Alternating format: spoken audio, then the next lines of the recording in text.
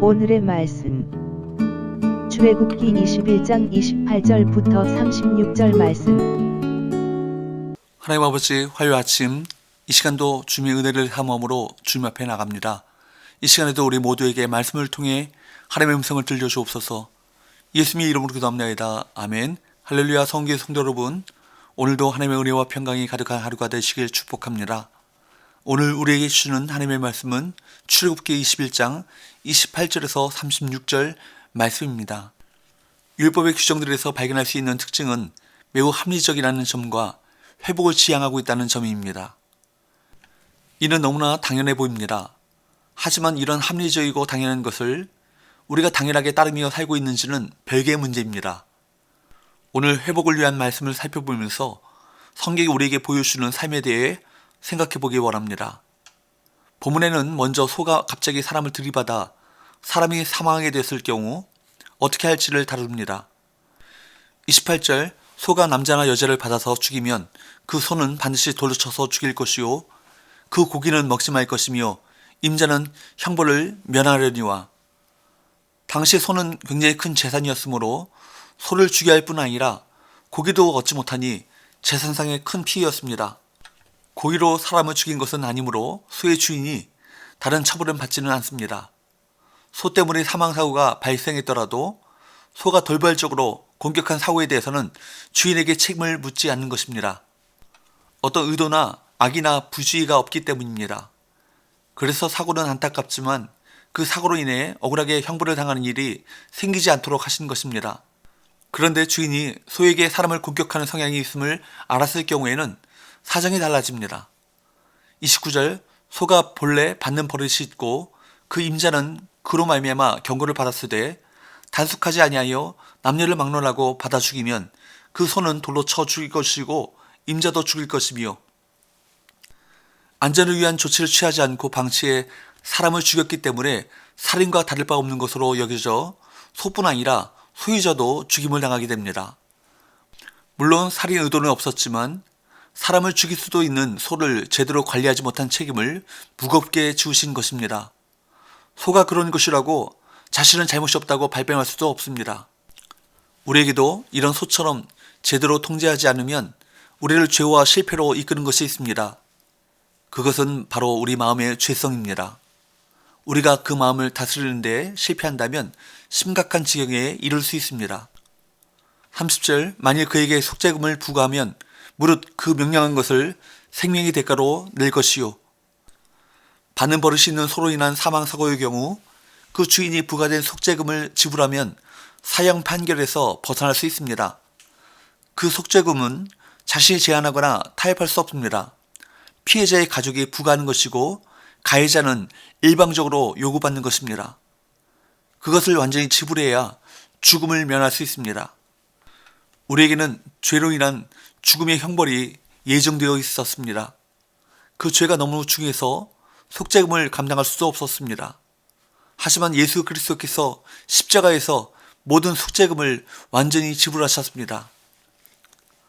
32절, 소가 만일 남종이나 여종을 받으면 소 임자가 은 30세겔을 그의 상절에게 줄 것이요 소는 돌로 쳐서 죽일지니라.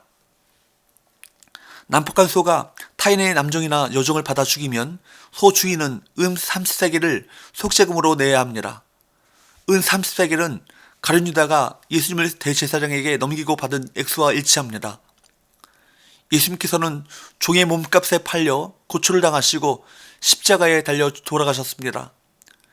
예수님께서는 우리를 위해 개의치 않으시고 모든 모욕과 고통을 당하시고 당신의 목숨을 대속물로 내어주셨습니다. 구덩이에 가축이 빠졌을 경우에 대해서는 합리적인 보상과 회복을 규정하고 있습니다. 33절에서 36절, 사람이 구덩이를 열어두거나 구덩이를 파고 덮지 아니하므로 소나 나귀가 거기에 빠지면 그 구덩이의 주인이 잘 보상하여 짐승의 임자에게 돈을 줄 것이요 죽은 것은 그가 차지할 것이니라. 이 사람의 소가 저 사람의 소를 받아 죽이면 살아있는 소를 팔아 그 값을 반으로 나누고 또한 죽은 것도 반으로 나누려니와 그 소가 본래 받는 버릇이 있는 줄을 알고도 그 임자가 단속하지 아니하였으면 그는 소로 소를 갚을 것이요 죽은 것은 그가 차지할지니라. 이 말씀은 미필적 고의에 의한 재물의 손실을 재물로 충분히 보상하라는 뜻입니다. 자신의 잘못으로 누군가 재산상의 손해를 입었다면 적극적으로 보상해 주어야 합니다. 물질적 보상뿐 아니라 정신적 보상도 우리가 마땅히 감당해야 할 책임입니다. 무엇이든지 남에게 대접을 받고자 하는 대로 너희도 남을 대접하라. 이것이 율법이요 선지자니라.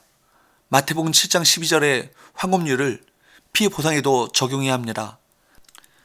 내가 피해자라면 가해자가 어떻게 해야 온전히 회복할 수 있을지를 생각해서 그대로 해주어야 합니다. 성도는 이러한 하나님의 뜻을 따라 타인을 배려해야 할 것입니다.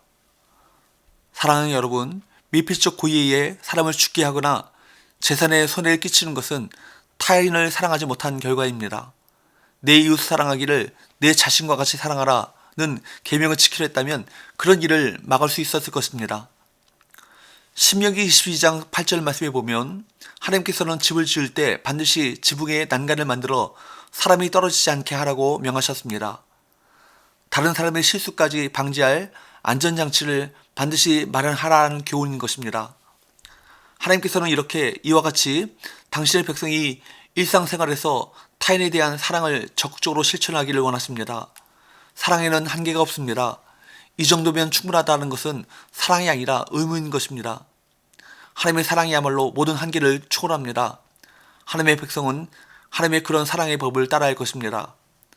하나님을 사랑함은 이웃을 사랑함으로 성취됩니다.